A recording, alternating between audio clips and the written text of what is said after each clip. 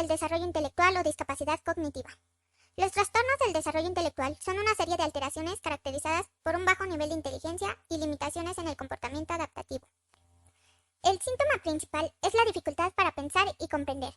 Las destrezas para desenvolverse en la vida que se pueden ver afectadas incluyen determinadas habilidades prácticas, sociales y conceptuales. Las causas de la discapacidad intelectual pueden incluir infecciones, presentes al nacer o que ocurren después del nacimiento, o anomalías cromosómicas, como el síndrome de Down. Los primeros informes en Occidente sobre problemas de salud mental los encontramos en la literatura sagrada. En el libro de Daniel del Antiguo Testamento se relata la locura de Nabucodonosor, castigado por su soberbia con la locura, la pérdida de la razón, la que, por cierto, es interpretada como vivir y comer como los animales. Durante 7 años permanece en ese estado hasta que por decisión divina se recupera. Las culturas más complejas atribuían la locura a los dioses, las más primitivas a los demonios o fuerzas naturales. Derivan del pensamiento primitivo, aquel que dio lugar a las trepanaciones craneales, practicadas desde hace más de 5.000 años, con evidencias en casi todo el mundo y que aparentemente tenían como una de sus indicaciones el dejar salir los demonios que provocaban las enfermedades mentales. La interpretación naturalista de las enfermedades mentales se inicia en Grecia hacia el siglo V a.C., al extenderse la teoría humoralista de la enfermedad a los problemas o manifestaciones mentales. El humoralismo, como doctrina, interpretaba la salud como el equilibrio de los 4 fluidos o humores que conformaban el cuerpo humano, a saber, la bilis negra, la bilis amarilla, la flema, la pituita y la sangre. Así, una fiebre o un problema digestivo se interpretaba como resultado de un particular desequilibrio en la composición humoral de los órganos afectados, ante el cual la labor del médico era restablecer el balance perdido. En el Corpus Hippocraticum, es decir, el conjunto de escritos que la antigüedad atribuía a Hipócrates, se encuentra un breve tratado dedicado al tema, sobre la enfermedad sagrada. Galeno, que sistematizó la medicina griega en el siglo II después de Cristo, no dedicó un tratado especial dentro de su abundante obra a la enfermedad mental, pero aceptaba, igual que los hipocráticos, su carácter natural. La tradición galénica clasificaba las enfermedades mentales en 2 tipos, la manía y la melancolía.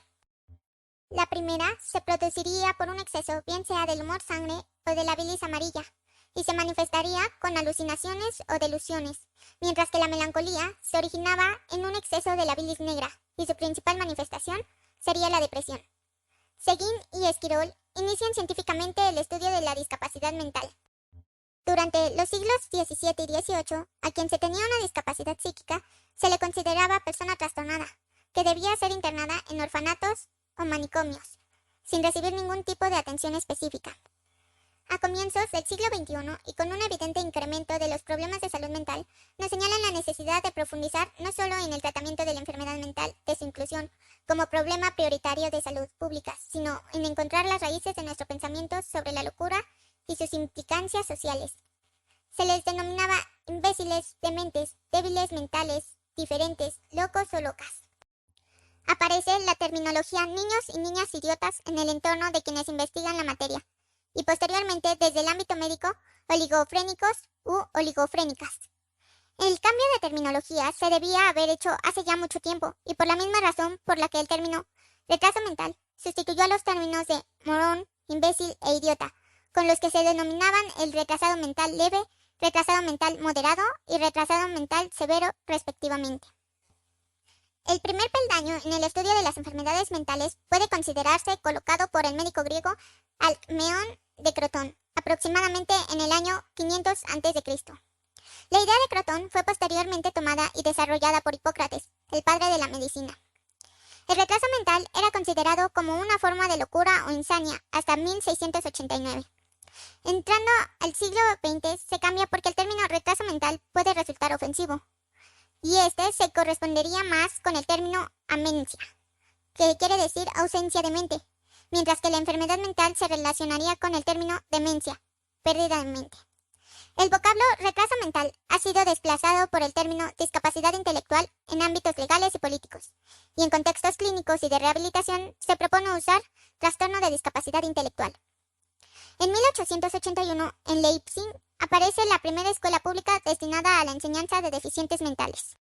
Los tipos de discapacidad intelectual son el leve, donde las personas tienen entre 50 y 70 de cociente intelectual, presentando un retraso cognitivo y una ligera afectación del campo sensoriomotor, son personas capaces de hacer parte del mismo educativo, formarse e incluso tener actividad profesional. Pero eso sí, su aprendizaje lleva muchísimo más tiempo que el de otras personas. El moderado, en este nivel, que se sitúa por debajo del 50 en cociente intelectual, lo que genera la necesidad constante de una supervisión, tanto en la educación como en el trabajo, aunque con mucha terapia pueden tener cierto grado de autonomía. Grave, es cuando el cociente intelectual se halla entre 20 y 35, haciendo que quienes la padecen necesiten una constante supervisión. Esto hace que el individuo tenga habilidades reducidas, pocas o nulas comprensión lectora y numérica. Legalmente se les considera incapaces de tomar sus propias decisiones. Discapacidad intelectual profunda. Quienes la padecen tienen una capacidad de cociente intelectual menor a 20.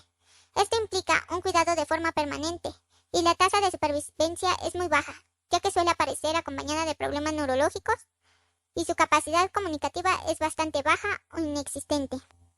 Uno de los aportes más importantes fue el del médico francés Antoine Boyle, quien descubrió que la parálisis general progresiva tiene una causa orgánica, al hallar lesiones anatomopatológicas en los cerebros de los pacientes afectados por esa enfermedad.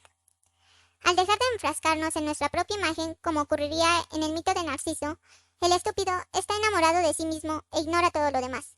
Incluso lo desprecia con autosuficiencia. Lo que mencionaron algunos filósofos. Hipócrates. Los desórdenes mentales eran consecuencia de enfermedades del cerebro, e intentó explicar de forma coherente todas las enfermedades mentales a partir de causas naturales. Este constituyó uno de sus principales méritos. Anencefalia. Aristófanes. La estupidez de nuestra vida siempre es un ejercicio de buen entendimiento. Nos hace ver que las convenciones sociales son en muchos casos absurdas y lerdas. Félix Placer, profesor de Anatomía y Medicina de Basilea. El mérito de aplicar medidas precisas de observación en relación con los enfermos mentales. Placer intentó clasificar todas las enfermedades, incluidas las mentales. Puede considerarse un precursor en este sentido. En su clasificación, introduce el término de imbecilidad mental con diferentes categorías. Thomas Willis introduce el término morosis para denominar el retraso mental.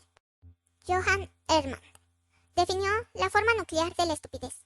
La estupidez se refiere a la estrechez de miras, de ahí la palabra mentecato, privado de mente. Estúpido es el que solo tiene en cuenta un punto de vista, y es el suyo. Nietzsche. La estupidez más común consiste en olvidar nuestros propósitos. Se trataría de discernir con rigor y exactitud las complejidades de la vida. Robert Musil. La estupidez se parece al progreso, a la civilización. Brota no solo de un yo exacerbado, sino de un nosotros acrecentado y envanecido. Es la incapacidad permanente para apreciar lo significativo, qué es importante y qué no. Las personas con discapacidad intelectual pueden rehabilitarse con programas educativos especiales dependiendo del grado de discapacidad y la disposición del entorno y de la familia. Esta discapacidad puede tratarse empezando por una evaluación, un diagnóstico y finalmente el tratamiento.